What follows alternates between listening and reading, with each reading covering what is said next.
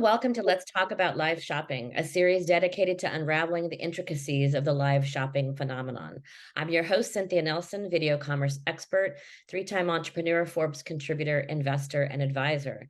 Today, we're talking to Johan Klitkou, the CEO of Streamify. Good morning, Johan, and thank you so much for joining us. Thank you very much. It's a pleasure to be here. Hey, I always want to know about a founder's story. There's so many different stories and different ways where people get to where they're at. And sometimes it's not a straight line for sure. So why did you actually start Streamify? What was your inspiration? Yeah, so I had mainly two hobbies when I was a little kid. I loved music, heavy metal, and I loved computers. Both hobbies were really creative. So I started at a pretty early age. I think I was around 10 or 11 when I got my first computer. Huh? And then the whole world opened up. Yeah. Practically all I dreamed of I could make happen. Mm-hmm. So I started a bulletin board system. This was way back when computers dialed to each other. Oh, yeah, I remember. Yeah. And then I actually started making some silly games and started selling them. So then I realized that I could also make money of one of my hobbies, because the metal thing didn't work out really. So I did that practically my whole youth. And then I started working as a programmer for a while. But then I felt a bit constrained being an employee. So I started a previous streaming company, actually, before Streamify. And I ran this for about 10 years with my co-founder that I still have today. And this was way back when companies used Windows Media Player to have video on their website. Yeah. Yeah. So it was kind of boring. And I come from the advertising industry. So I quickly realized that if you can put branding around the video player, then our customer or client might be able to attract ad revenue. Yep. So we did that for 10 years. We lived well off that company. And then we felt, me and my co-founder Christopher, that it's time for something else to do for the retail industry, what we did for our previous clients. So we exited that and we started Streamify around 2022. Oh, so just about a year. Yeah. About a year. That's great. So, how are brands, you talk about retailers, but how are they using your platform, to drive conversion? Because that's the kind of the big thing. Everybody says, oh, I did these videos, I did this, but I didn't really get conversion. They don't, measuring the ROI seems to be kind of a problem sometimes. I don't think they're always thinking it through strategically. You just can't put a video up and expect things to just magically happen. But how does your platform really help companies achieve the ROI and the conversion and the sales that they need? And what makes it unique against, every other platform that's out there?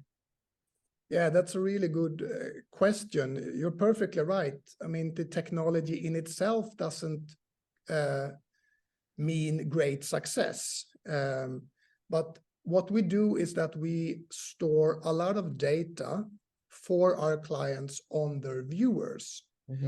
We track a number of KPIs, like engagement rate, of course, items put in the basket, items sold, but also a big portion of, we call it soft values. How much time have people spent engaging with your brand?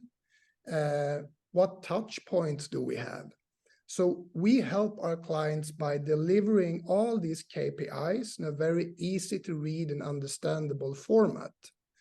And we also send them monthly reports on how well they are doing. And even before we engage with a client, we ask them, what are your goals for using live shopping?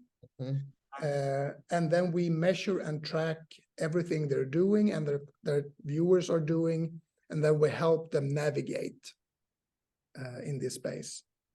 So on the technology side, so are you doing mostly all live shopping, or is it VOD as well? It's only live shopping, but all live recordings or live broadcasts are of course recorded and instantly available on the site. Right. And we actually see that a big portion of the sales happens after the video has stopped being live. Yeah. Yeah, because you can't always make it to the live, but you still want to see the product, right? Unless it was a sold out situation, or you had to be at the live in order to get that great deal. We do find, we've seen the same thing stateside with all the platforms as well. There's been such hoo-ha about China, obviously India growing, exponentially in that particular area as well. But what do you think we're missing? It seems to like it hasn't really quite taken off like I think everyone predicted earlier. I think it is going to be a big part of e-commerce, big part of the e-commerce, percentages going forward. But what do you think we're missing to drive those kinds of returns that we're seeing in China? I mean, it's a different market, different audience, different platform, right? But what do you think is missing, or what could we improve on? Yeah, I think that we need to be more ourselves on the screen, dare to be less buttoned up, be more educational, be less afraid to talk to the customer, be less afraid of the chat.